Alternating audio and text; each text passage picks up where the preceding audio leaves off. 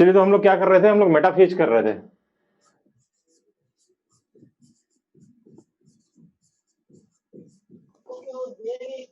यही कर रहे थे ना, मेटाफेज।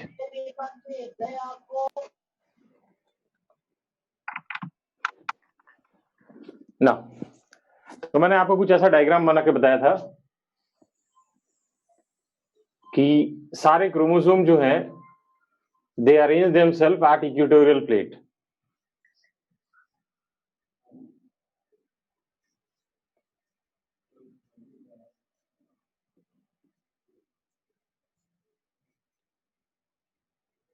तीन ही बनाते, कोई जरूरत नहीं चार ऐसे बनाने का।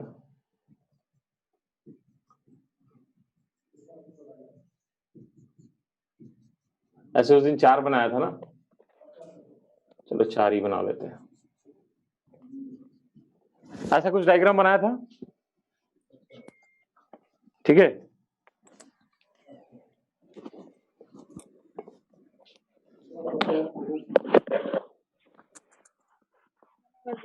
बच्चे अनम्यूट हैं,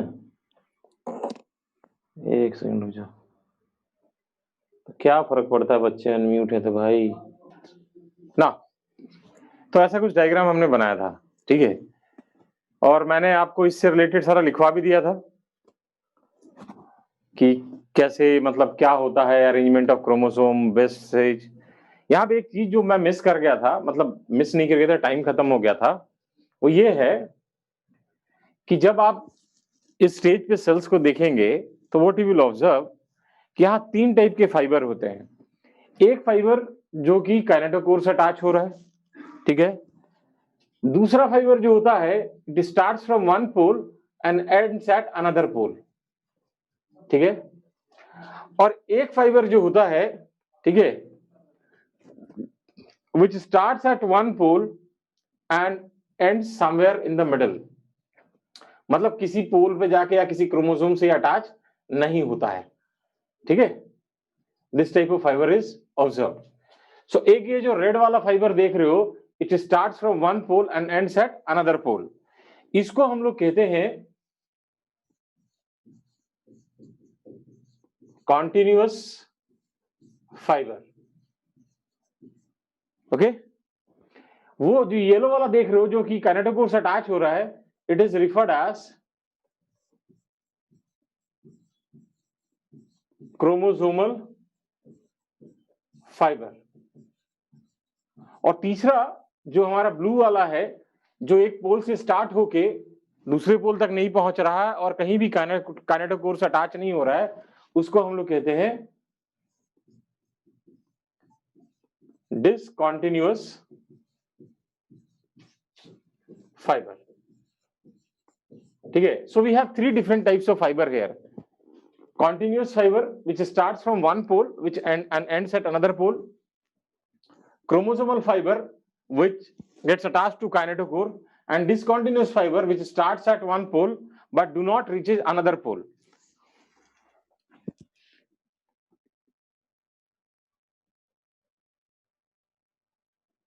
ये क्या है, बैकग्राउंड कलर चेंज कर दो प्लीज। ये क्या कहानी है भाई, अब बैकग्राउंड का कलर कैसे चेंज होता है मुझे थोड़ा ना पता है, ओके, ठीक है ना। तो इनका काम क्या है, देखो क्रोमोसोमल फाइबर का काम क्या है, it helps in pulling sister chromatid towards their respective pole. ये जो कॉन्टिन्यूस और डिसकॉन्टिन्यूस फाइबर है, ये क्या करते हैं, ये ट्रैक बनाते हैं, रेलवे ट्रैक। जैसे रेलवे ट्रैक होता है ना, वैसे ही जो जब क्रोमोसोम पोल की तरफ मूव करेगा तो वो इस पे ही स्लाइड करता हुआ आएगा। थोड़ा down, at metaphase stage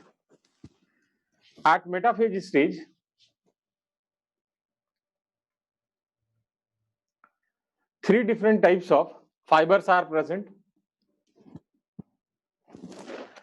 At metaphase stage, three different types of fibers are present.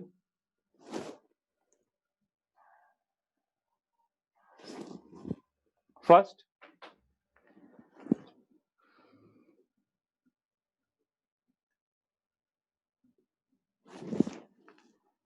chromosomal fiber. First is chromosomal fiber.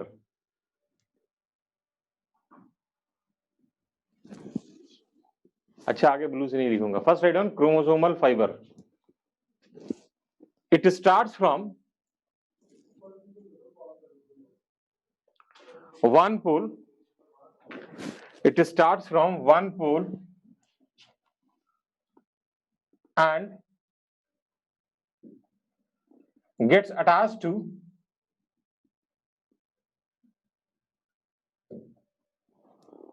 kinetochore.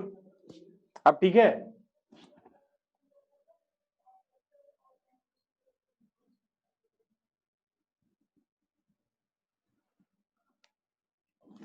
First लिखिए chromosomal fibre. It starts from one pole and gets attached to kinetochore. It helps in movement of chromosome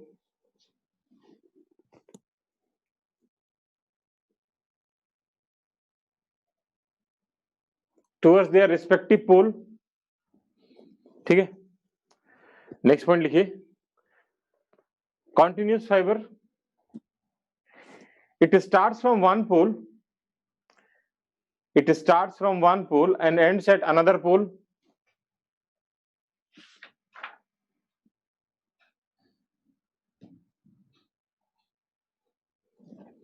It starts at one pole and ends at another pole. Next point लिखिए discontinuous fiber. Discontinuous fiber. It starts from one pole but do not reach to another pole. It starts from one pole but do not reach to another pole.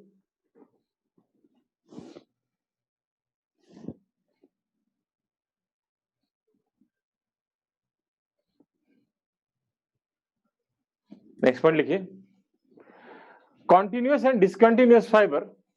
Continuous and discontinuous fiber forms track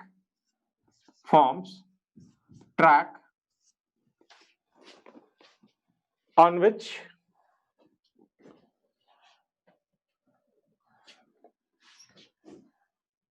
chromosome moves towards their respective pole. Chromosome move towards their respective pole during anaphase. During anaphase.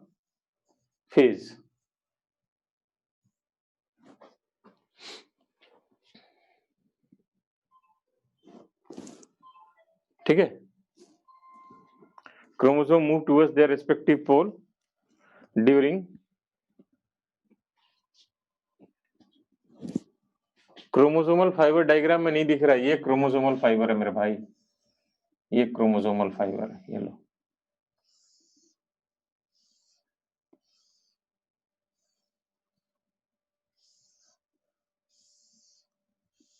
अब दिख गया.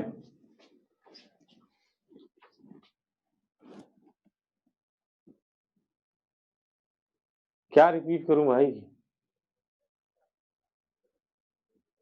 towards their respective pole. Towards their respective pole.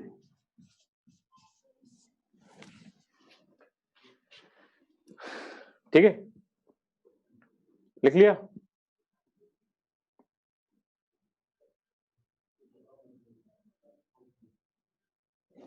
मैंने कहा continuous fibre. फिर से लिखिए continuous fibre and discontinuous fibre. Continuous fiber and discontinuous fiber forms track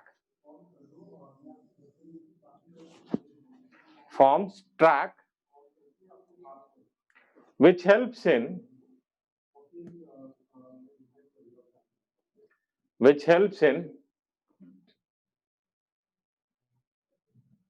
movement of chromosome towards their respective pole.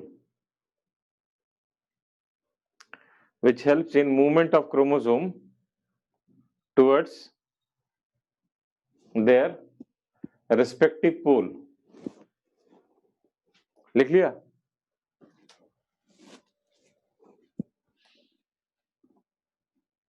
Okay, ना ये डायग्राम बना लिया सबने? डायग्राम बना लिया सबने?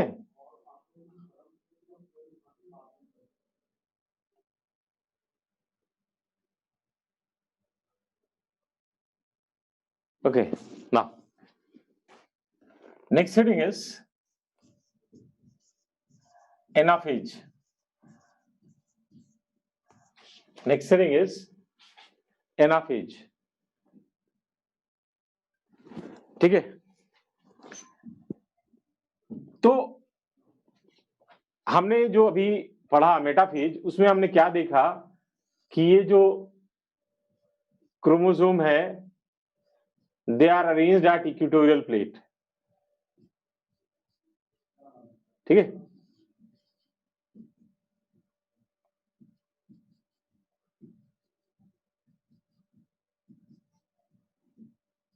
ऐसे हमने देखा, दिस इज मेटाफेज। ना अब देखो, अगर आपको याद होगा तो मैंने आपको बताया था कि एस फेज में क्या होता है, there is replication of DNA which is not followed by separation. तो जैसे मान लीजिए कि एक क्रोमोसोम है ये, ठीक है, इसका रेप्लिकेशन हुआ but it is not followed by separation, तो इसलिए मैंने दो दो आर्म बनाए इनके। ये जो इसका कॉपी है, ये इसका एग्जैक्ट कॉपी है, तो ये दोनों क्या है, दे आर सिस्टर क्रोमैटिड्स, और ये भी जो है they are also sister chromatids. ठीक है, तो होता क्या है, जो एनाफेज का ऑनसेट है, onset of anaphase is marked by splitting of centromere. तो ये जो सेंट्रोमेयर इसको जोड़ के रखा हुआ है, ये स्प्लिट कर जाएगा, ये इधर पुल होगा, ये इधर पुल होगा। तो जैसे हमारे पास 4 क्रोमोसोम्स हैं, ठीक है, सॉरी, ओके, तो रिजल्टेंट क्या होगा कि जो हमारा सेंट्रोमेयर है it will split and separated sister chromatid move towards their respective pole, and now they act as chromosome of future daughter cell. They will act as chromosome of future daughter cell. ठीक है, and during this movement, during this anaphagic movement,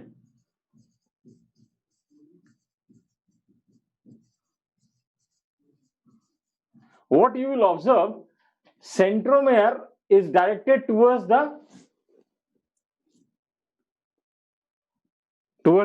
end or towards the centriole, whereas arms is directed towards the equatorial plate. Okay, ये point समझ में आया सबको?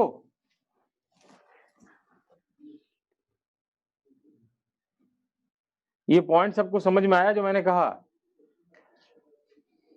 मैंने क्या कहा कि जो एनाफेज का स्टार्टिंग है, it is marked by splitting of centromere. ये सेंट्रोमेयर ऐसे करके यहां से स्प्लिट कर जाएगा, तो ये क्या है, ये सिस्टर क्रोमैटिड्स एक दूसरे से सेपरेट कर जाएंगे।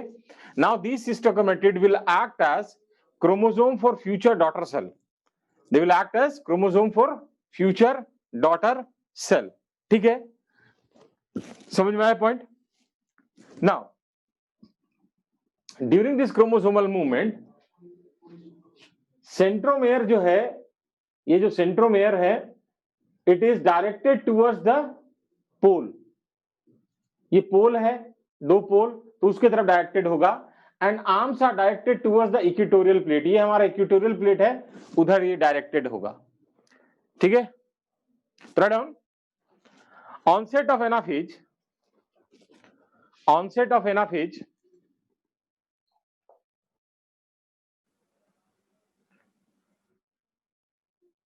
is marked by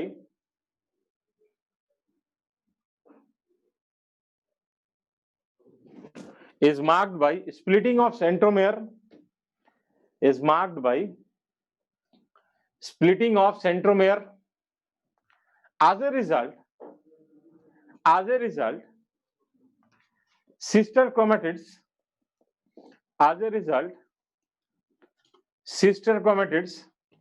separate from one another. As a result, sister chromatids separate from one another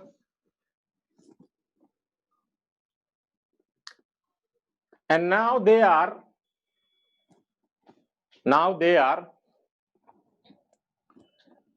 chromosome of future daughter cell, and now they are chromosome of future daughter cell and move towards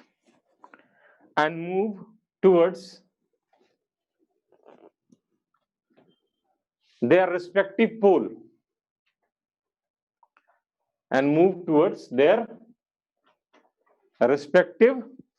pole Okay, during this movement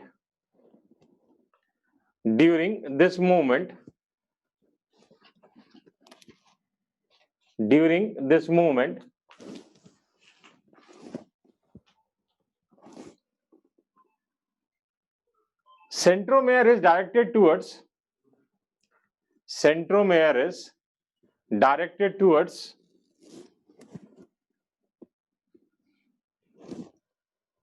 pole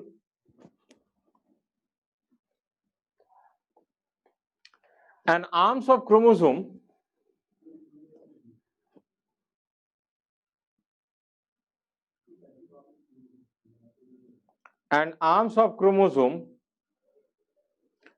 are directed towards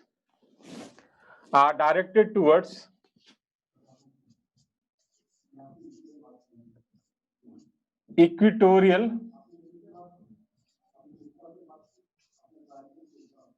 plate.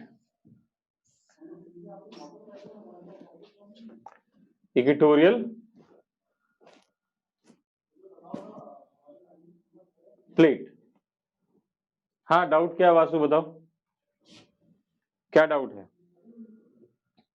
हाँ, क्या दिक्कत है? देखो, ये है, ठीक है, ये मान लो हमारा सेंट्रोमेयर है, ये ऐसे स्प्लिट कर जाता है, ठीक है, तो ये सेंट्रोमेयर इधर हो गया, ये इधर हो गया, ठीक है,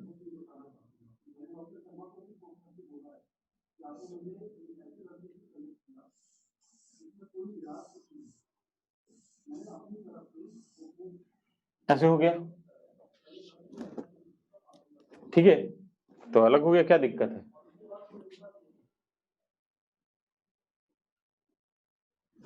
ना,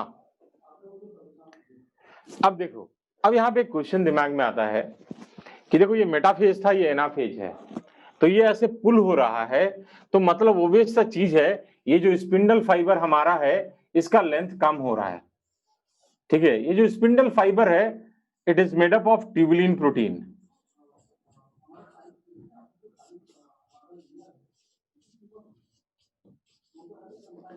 ठीक है, it is made up of tubulin protein. Okay, so अब होता क्या है कि ये पुल कैसे होगा, हाउ दिस, मैंने ये कहा कि ये मेटाफेज है, ठीक है ना, ये स्पिंडल फाइबर है, तो अब ये स्पिंडल फाइबर छोटा होगा तभी तो ये पुल कर पाएगा, तो ये छोटा होता कैसा, ये स्पिंडल फाइबर जो होता है ये ट्यूबुलिन प्रोटीन का बना होता है, तो होता क्या है कि towards the काइनेटोकोरल and,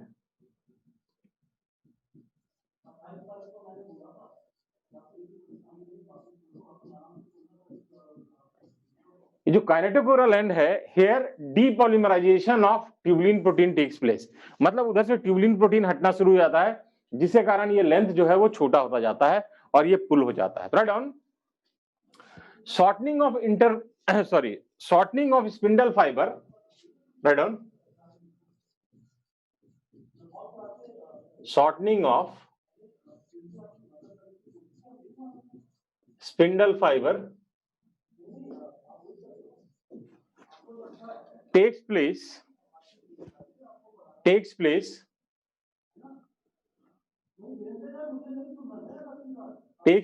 due to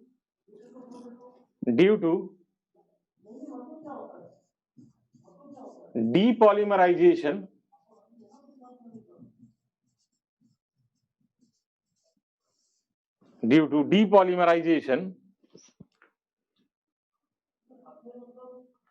of tubulin protein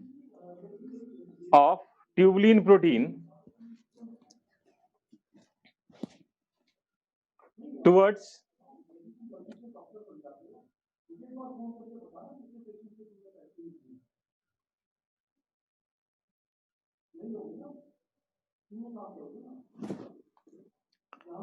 depolymerization of tubulin protein towards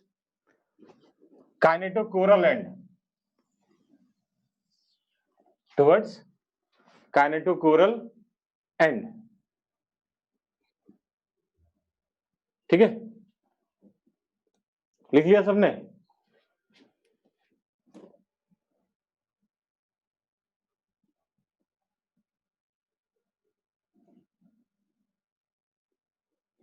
ना नेक्स्ट हेडिंग लिखिए telophase.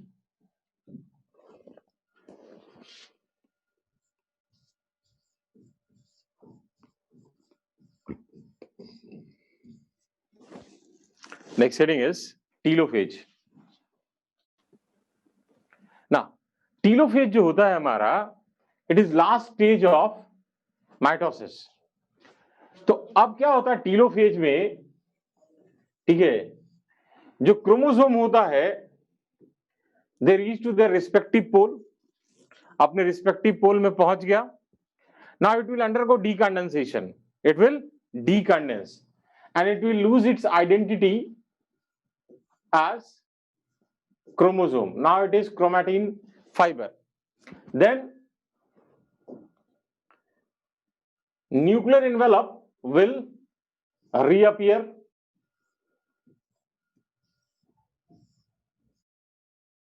Better word would be reform. Nuclear envelope will reform. Nucleolus and other cell organelle will also reappear.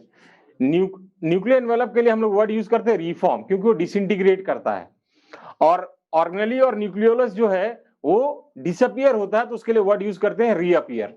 Throw down telophase. This is the last stage of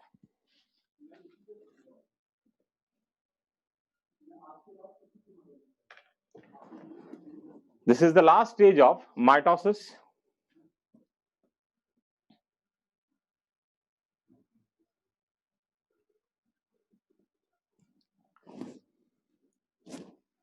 Chromosome reaches towards their respective pole.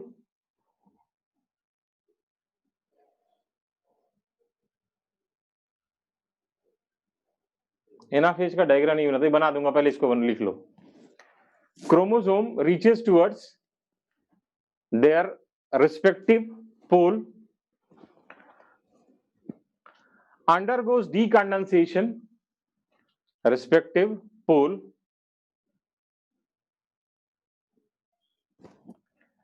and undergoes decondensation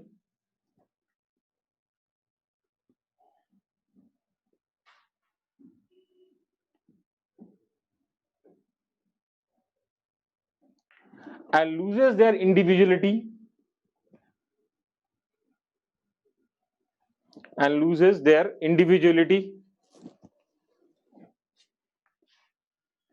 undergoes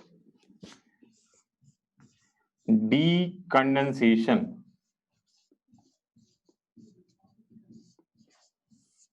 and loses their individuality and appear as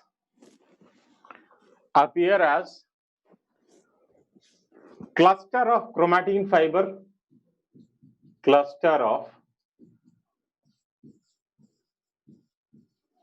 chromatin,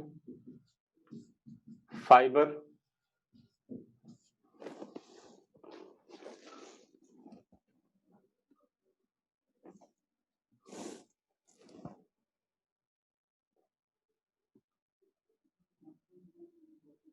ठीक है। Next point लिखिए, reformation of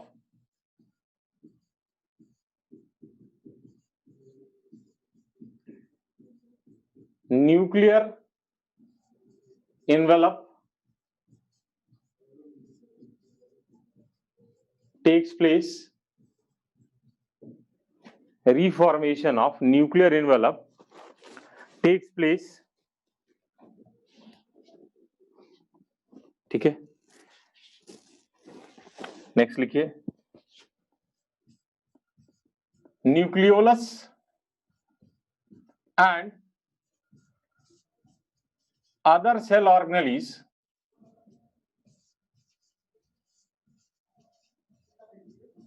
like ER, endoplasmic reticulum,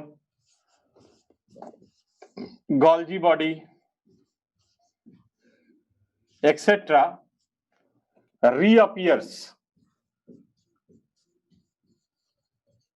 etc. reappears. Diagram बना लीजिए, बन गया diagram, सबने बना लिया? जल्दी बनाइए हिमांशु, बन गया? सबने बना लिया ना? चलिए, किसी ने शायद एनाफेज का डायग्राम नहीं बनाया था, तो एनाफेज का डायग्राम मैं जल्दी से बना दे रहा हूं, आप इसको बना लो, ठीक है।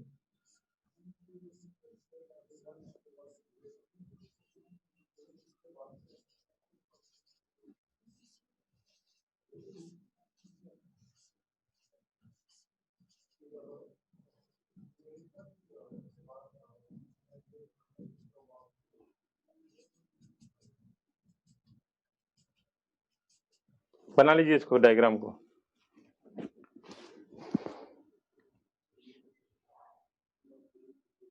अरे मेटाफेज का तो पिछले क्लास में बना दिया था यार।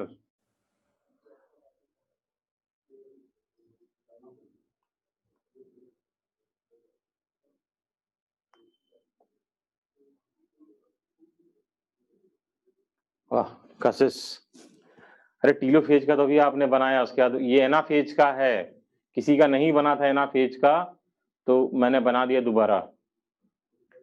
टीलोफेज का नहीं है ये। कुछ लोग पता नहीं क्या खा के बैठे हैं कि, चलिए ना। Next is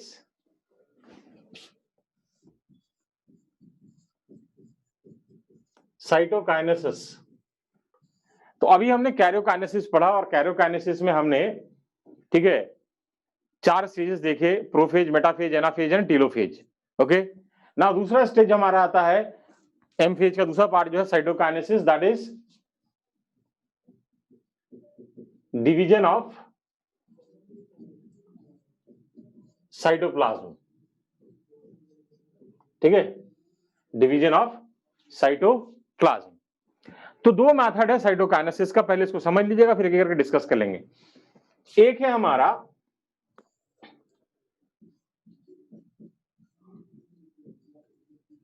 cell furrow method, and second is cell plate method. ये जो सेल फरो मेथड है, it occurs in animal cell, और ये जो हमारा सेल प्लेट मेथड है, it occurs in plant cell. ठीक है, होता क्या, देखो, मान लो कोई एनिमल सेल है, ठीक है, मान लेते हैं ये एक एनिमल सेल है, और ये टीलोफेज हो गया, तो ऐसे आपको क्लस्टर ऑफ क्रोमोसोम दिख रहा है, ठीक है। तो हमें पता है कि जो एनिमल सेल होता है, एनिमल सेल में we do not have cell wall, तो what will happen, this cell will show और मेम्ब्रेन विल शो इनवेजिनेशन, ये अंदर की तरफ ऐसे इनग्रोथ शो करेगा।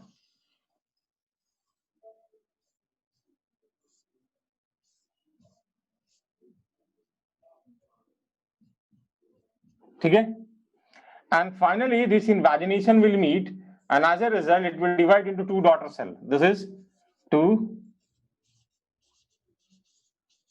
daughter cell.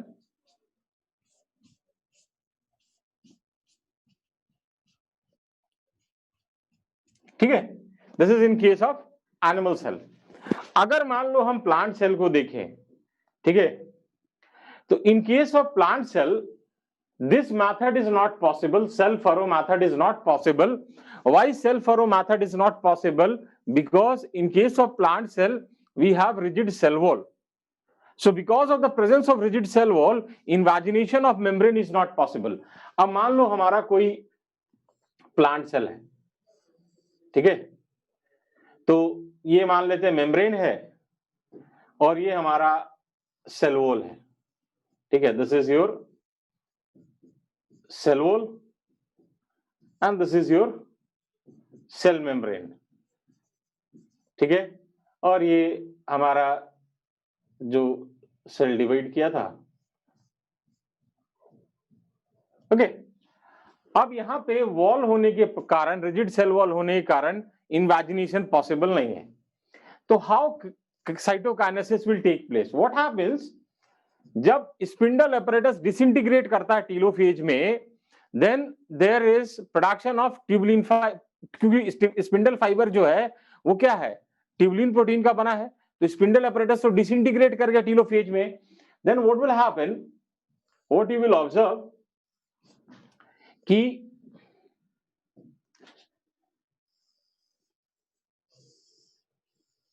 जो ट्यूबुलिन प्रोटीन है they arrange themselves at equatorial plate, तो ऐसे करके ऐसे करके ट्यूबुलिन प्रोटीन जो है ऐसे इक्वेटोरियल प्लेट पे जमा हो जाएगा। ओके, ये हमारा न्यूक्लियस ऐसे मान लेते हैं, ठीक है। अब क्या होगा, जो हमारा गोल्जी बॉडी है, okay, now Golgi body will produce wall material containing vesicle, okay, ऐसे ऐसे वेसिकल प्रोड्यूस करेगा जो कि वॉल मटेरियल कंटेन करेगा। It produces wall material containing vesicle which is referred as phragmoplast, we call it phragmoplast. अब क्या होगा, ये जो फ्रैग्मोप्लास्ट है इससे फ्यूज कर जाएगा, ठीक है, तो रिजल्टेंट क्या होगा,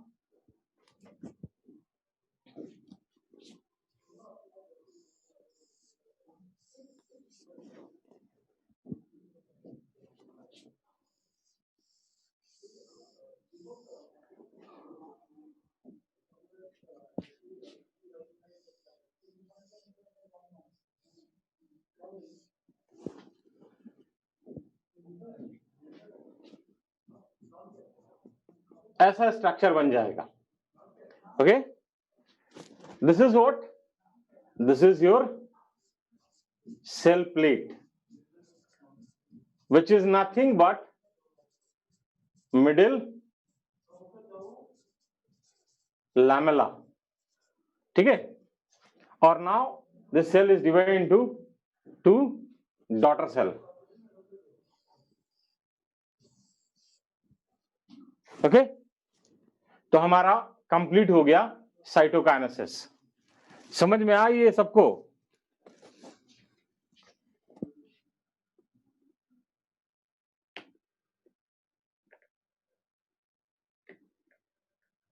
नहीं आया, फिर से देख लो, मैं एक बार फिर से बता रहा हूं। देखो, साइटोकाइनेसिस के दो मेथड हैं, एक है सेल फरो मेथड, एक है सेल प्लेट मेथड, ठीक है।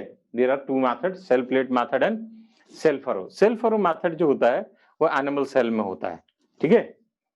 यहां पे क्या होता है, ये जो है हमारा ये सेल फरो मेथड इधर, इसमें क्या होता है, मेम्ब्रेन जो होता है it shows invagination, okay, membrane जो है वो अंदर की तरफ ऐसे इनग्रोथ शो करेगा, इन्वेजिनेट करेगा, और finally this invagination will meet and will divide daughter cell into cell into two daughter cell. This is in case of animal cell. दूसरा मैंने आपको बताया सेल प्लेट मेथड. ये जो हमारा सेल प्लेट मेथड है, ठीक है, it occurs in plant cell. तो पहला क्वेश्चन यही आता है कि एनिमल सेल में सेल फरो है तो प्लांट में सेल प्लेट क्यों? इसलिए है कि in case of plant we have rigid cell wall. यहां पर रिजिड सेल वॉल प्रेजेंट है, and because of the presence of this cell wall invagination of membrane is not possible.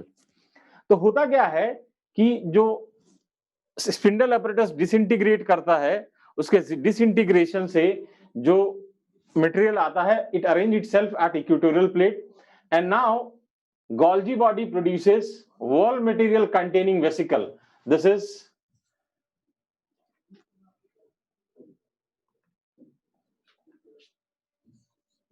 wall material containing vesicle. Okay, we call it phregoplast. Now this wall material containing vesicle phregoplast will fuse with this, and that results in formation of cell plate, which is nothing but middle lamella, and this middle lamella is transversed by plasmodesmatal connection, and now karyokinesis is complete. Sorry, cytokinesis is complete. समझ में आया? Golgi body किस में divide होगा? Golgi maximum जो organelle है वो G1 phase में डिवाइड करता है. मैक्सिमम जो ऑर्गेनेली है ना, it divides in G1 phase.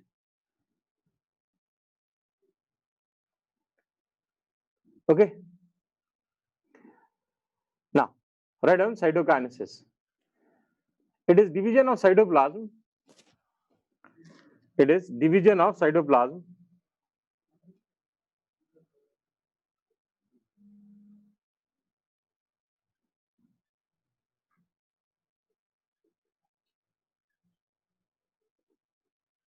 हाँ, गोल्जी बॉडी बनाती है phragmoplast. Okay, it can take place by cell furrow method. It can take place by cell furrow method और cell plate method.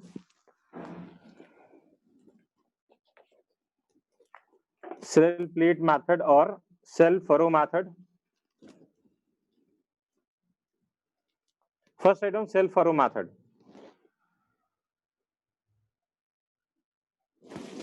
First write down cell furrow method. It occurs in animal cell.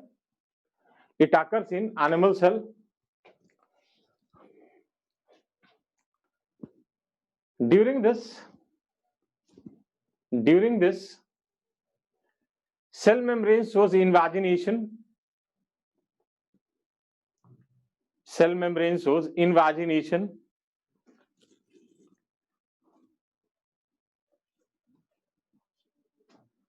And this invagination finally meets. This invagination finally meets and divides cell into two daughter cell. Divide cell into two daughter cell. ठीक है, इसको बना लीजिए. इधर वाले diagram को बन गया सबका?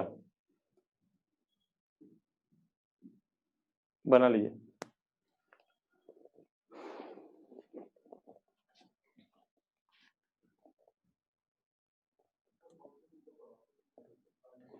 बैक्टीरिया में भैया मीजोसोम पुल करता है. याद होगा तो मीजोसोम का मैंने आपको बताया था.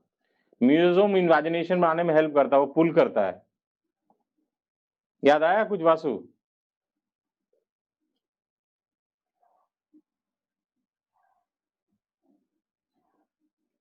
चलिए. Now next is cell plate method.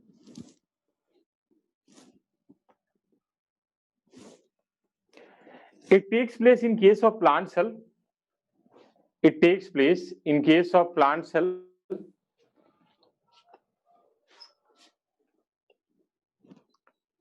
ठीक है। In case of plant cell, rigid cell wall is present. In case of plant cell, rigid cell wall is present. As a result, rigid cell wall is present. As a result, invagination of membrane is not possible. ठीक है। During cell plate formation,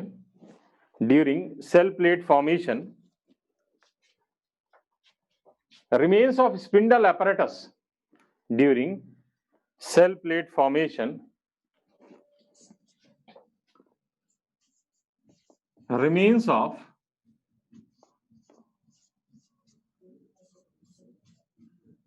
spindle apparatus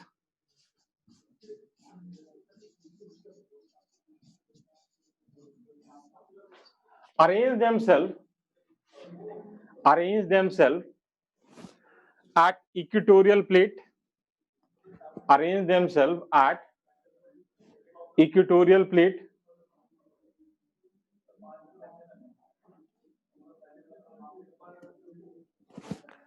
and Golgi body produces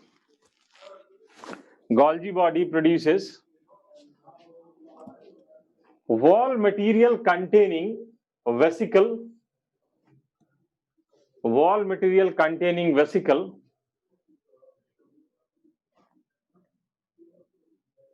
known as phlegmoplast,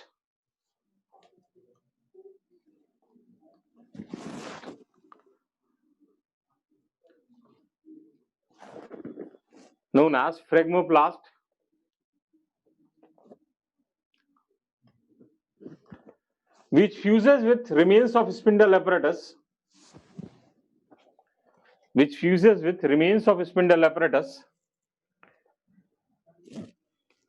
to form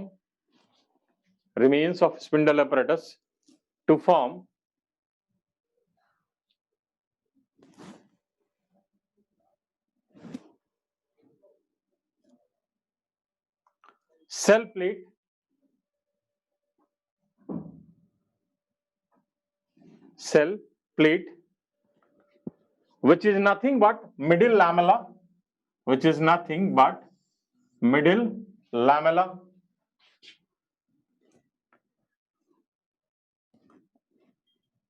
okay.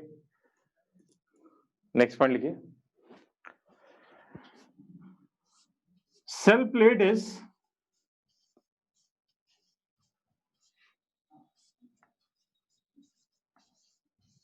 traversed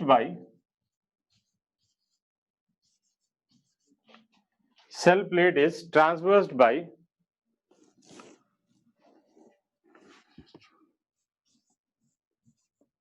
plasmodesmatal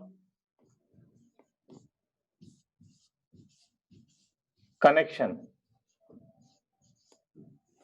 Cell plate is traversed by plasmodesmatal connection.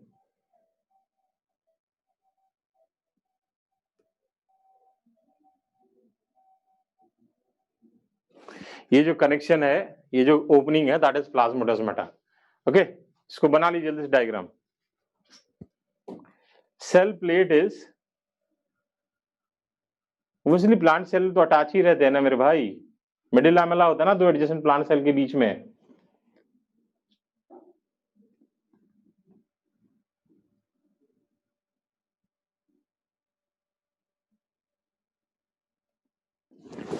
Golgi body produces phlegmoplast, wall material containing vesicle। जैसे diagram बना लीजिए इसको।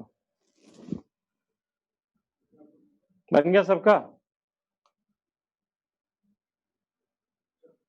बनाइए जल्दी, सबका बन जाए तो बता देना।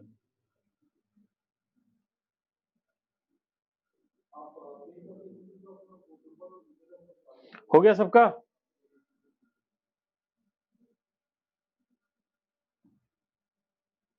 चलिए आगे बढ़ता हूं मैं। ओके, ना। अगर मान लो कोई सेल है, इसमें ये न्यूक्लियस था, अब यहां पे हमारा कैरोकाइनेसिस हुआ, मतलब प्रोफेज मेटाफेज एनाफेज, दो न्यूक्लियस बन गया, ठीक है। But this karyokinesis is not followed bye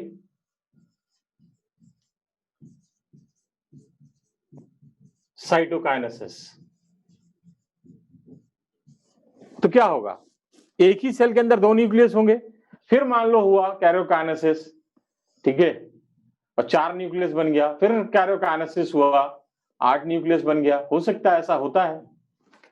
so that results in formation of multi nucleated condition. We call it multi-nucleated condition, and for this single word is used, that is syncytium. Okay, write down. When karyokinesis is not followed by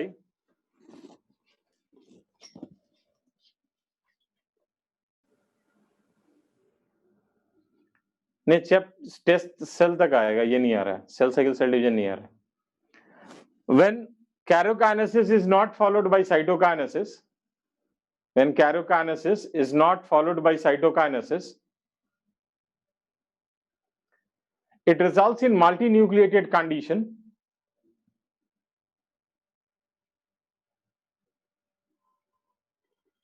known as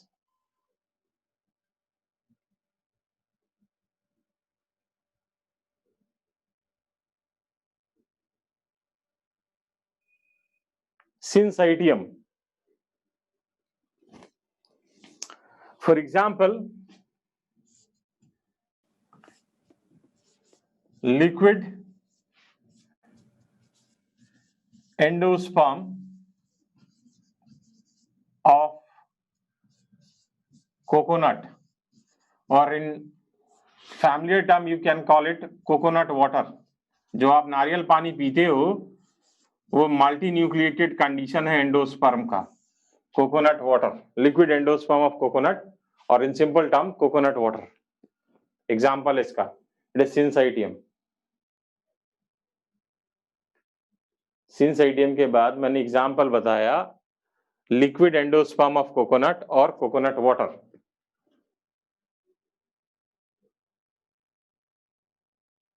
okay,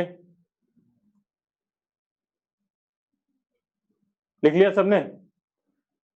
क्या repeat करूं? सृष्टि, सैनी, बताइए क्या repeat करूं?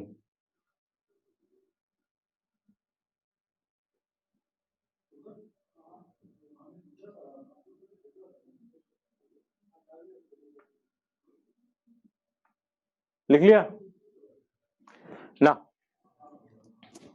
हो गया सबका ना? Next heading लिखिए,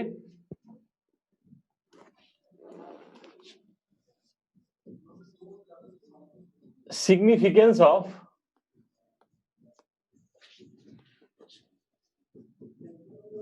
mitosis. Heading is significance of mitosis. तो माइटोसिस का क्या सिग्निफिकेंस है? तो माइटोसिस जो है it is an equational division which results in production of a daughter cell having same number of chromosome that with that of parent cell। मतलब अगर मान लीजिए कोई parent cell है, ये parent cell है,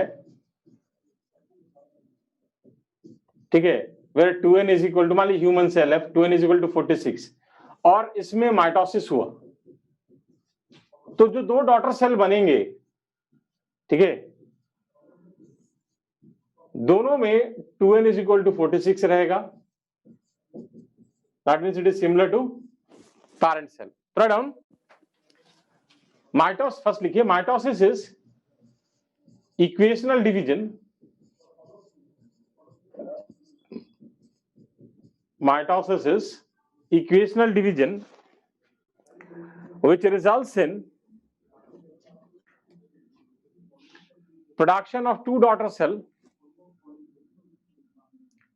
production of two daughter cell having same number of chromosome, having same number of chromosome that of parent cell.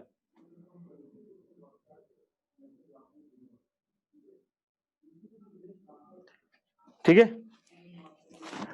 अगर आप माइटोसिस को देखेंगे तो माइटोसिस जो होता है it generally takes place in diploid cell, but in case of some lower plants and social insects like honeybee, here haploid cell also divides by mitosis. Third on, mitosis generally takes place in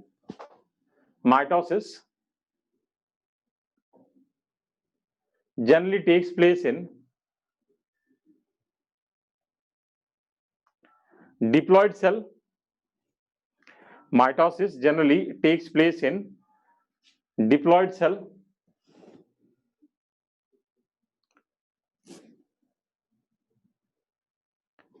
But in case of some lower plants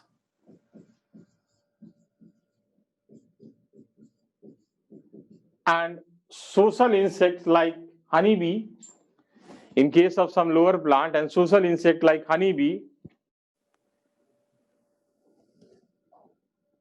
haploid cell also divides by mitosis. Haploid cell also divides by mitosis.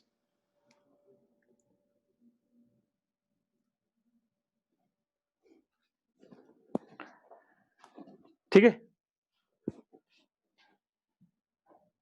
ना, अगला next लिखिए significance. Mitosis helps in cell repair.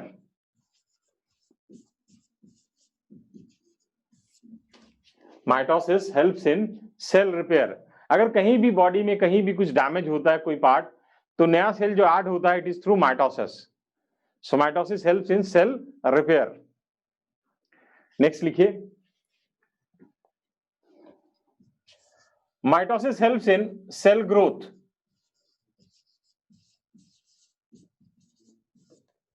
For example,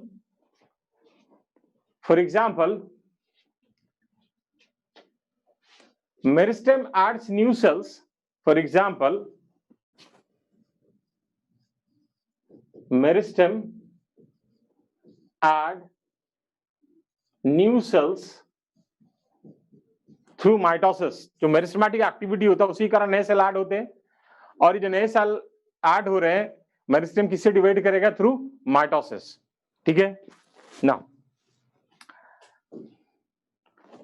लिख लिया सबने? सबने लिख लिया? Okay ना.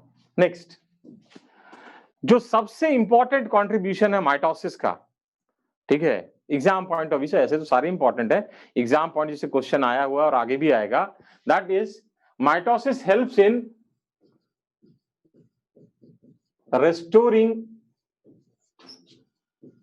nucleocytoplasmic ratio. अब ये क्या कहानी है न्यूक्लियोसाइटोप्लाज्मिक रेशियो का? देखो, मान लो एक सेल प्रोड्यूस हुआ, ये इसका न्यूक्लियस है. अब इस सेल का ग्रोथ हुआ, सेल का साइज बड़ा हो गया, बट न्यूक्लियस का साइज तो वही है. पहले यहां पे न्यूक्लियस इतना बड़ा था, अभी भी उतना ही बड़ा, लेकिन साइटोप्लाज्म का अमाउंट तो बढ़ गया. अब क्या होगा अगर ये सेल माइटोसिस से डिवाइड करता है, तो दो सेल बने, वापस उसी साइज में आ गए, थोड़ा छोटा बड़ा हो गया, बट मान लेते उसी साइज का है. तो ये जो न्यूक्लियोसाइटोप्लाज्मिक रेशियो था वो रिस्टोर हो गया, और ये पॉसिबल होता है सिर्फ और सिर्फ थ्रू माइटोसिस. ये पॉइंट समझ में आया सबको? नहीं? मैंने क्या कहा यासिका? जैसे मान लो कोई सेल है, ये सेल बना और इसमें ये न्यूक्लियस है, ठीक है, तो इसका कुछ न्यूक्लियोसाइटोप्लाज्मिक, न्यूक्लियस का मान लो ऐसे कुछ मान लेते हैं, चलो न्यूक्लियस का साइज 5 मान लेते हैं और साइटोप्लाज्म का साइज हम 10 ऐसे कुछ मान लेते हैं. तो ये 1/2 न्यूक्लियोसाइटोप्लाज्मिक रेशियो है, मान लेते हैं हाइपोथेटिकली।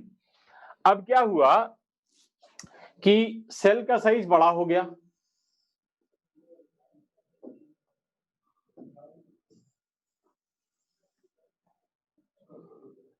अब क्या हुआ, ये सेल जो है साइज में बड़ा हो गया, ठीक है, न्यूक्लियस तो उसी साइज का है। अब मान लो ये बड़ा होके हो गया 5/20, ठीक है, तो 1/4 हो गया। अब ये सेल ना माइटोसिस से डिवाइड कर गया, ठीक है, वापस से उसी साइज में आ गया 5/10 के, तो रेस्टोर हो गया न्यूक्लियोसाइटोप्लाज्मिक रेशियो। समझ में आया? जिसने बोला था नहीं, इसने नहीं बोला था भाई आज, हाँ चलो ठीक है, बहुत बढ़िया। अरे माइटोसिस की वजह से क्यों? सेल ग्रोथ से हुआ ना, एक सेल है उसमें साइटोप्लाज्मिक कंटेंट बढ़ा तब तो डिस्टर्ब हुआ ये रेशियो। इसमें ये सेल डिवाइड थोड़ा ना किया, ये साइटोप्लाज्मिक ग्रोथ हुआ सिर्फ, यहाँ पे डिस्टर्ब कहाँ हो रहा है? इतना डीप मत थिंक किया करो, दिक्कत हो जाएगी, ठीक है। अरे सेल ग्रोथ का मतलब है कि अगर 4 सेल था और ये माइटोसिस से डिवाइड होके 8 सेल हो गया, that is cell growth, not in terms of increase in amount of cytoplasm. समझ में आया?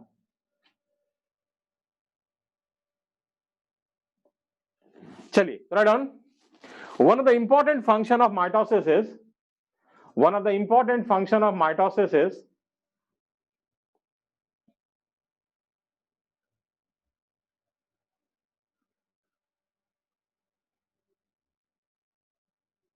it helps in restoring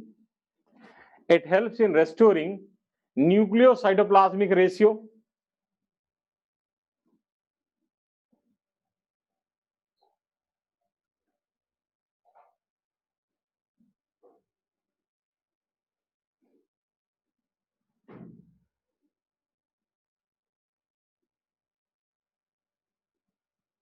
It helps in one of the important function of mitosis is it helps in restoring nucleocytoplasmic ratio.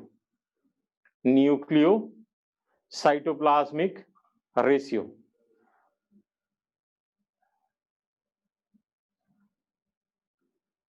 लिख लिया Yashica?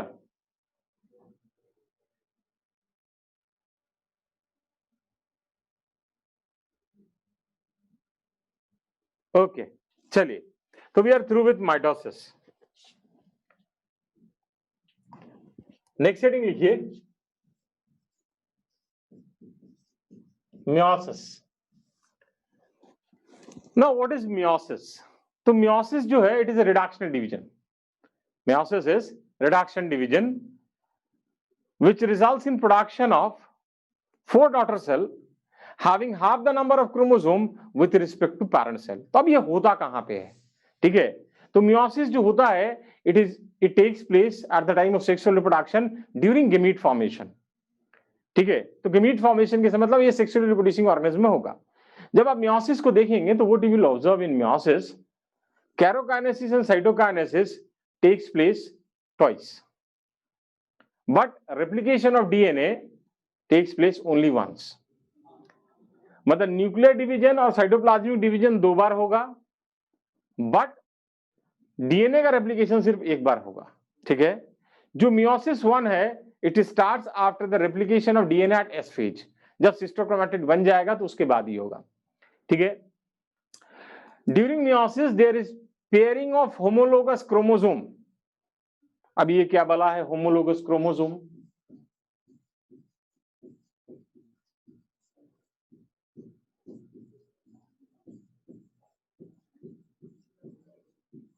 अब देखो, कोई भी हम लोग ह्यूमन ले तो ह्यूमन में 2n = 46 है, diploid number of chromosome is 46।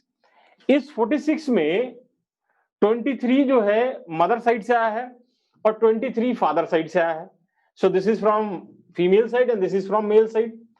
चलो हम लोग इसको ना एक कलर डायग्राम समझते हैं। अगर मान लेते हैं कोई भी क्रोमोसोम हमारे पास 23 पेयर है, तो 1 से 22 तक ऑटोसोम है और एक एक्स सेक्स क्रोमोसोम है। तो सेक्स क्रोमोसोम को छोड़ते हैं, 22 में लेते हैं। मान लेते हैं कि क्रोमोसोम नंबर 10, तो क्रोमोसोम नंबर 10 जो है ये मान लीजिए ये मदर साइड से आया, ठीक है। अब इसका काउंटर पार्ट जो है वो फादर साइड से भी आएगा, तो this is chromosome number 10 from father side, so this is from mother side and this is from father side. So these two chromosomes are homologous, that means they are similar in size and shape, देखने में एक जैसे हैं, लेकिन एक mother side से आया एक फादर, तो इन्हीं क्रोमोसोम्स का पेयरिंग होता है at the time of meiosis, ठीक है।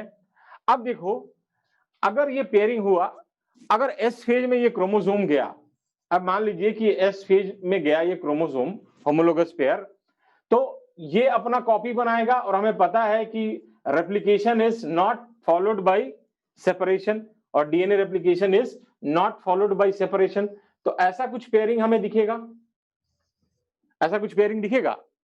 अब क्या होता है, there is exchange of segment. हम अपने पेरेंट से क्यों डिफर करते हैं, बिकॉज यहां पे एक्सचेंज ऑफ सेगमेंट होता है, and that is referred as crossing over, we call it crossing over, that leads to genetic recombination.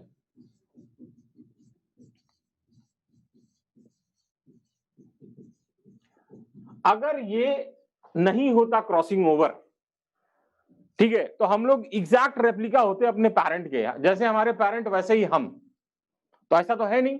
We are similar to our parent, we are not identical to our parent, this is because of this crossing over. अब देखो जो ये crossing over हो रहा है, तो ये दोनों सिस्टर क्रोमेटिड है, ये दोनों सिस्टर क्रोमेटिड है, ये दोनों सिस्टर, ये दोनों सिस्टर, लेकिन ये रेड और येलो वाला जो है they are non sister chromatids, non sister chromatids. That means crossing over takes place between non-sister chromatids of homologous chromosome. ये पूरा डिटेल में पढ़ेंगे हम लोग, बट मैं सिर्फ समझने के लिए बता रहा हूं।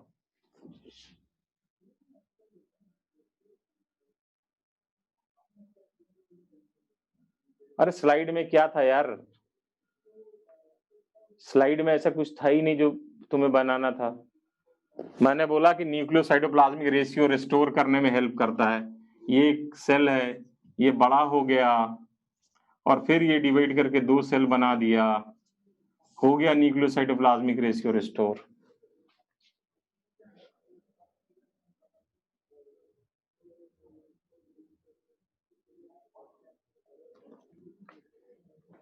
मियोसिस एक ऑर्गेनिज्म में हुआ, अगर तुम्हारे अंदर मियोसिस हो रहा है तो तुम्हारे अंदर जो 46 क्रोमोसोम्स हैं उसमें 23 जो है मदर साइड के हैं, 23 फादर साइड के हैं, ना तो पूरा मदर से आया ना पूरा फादर से। समझ में आया?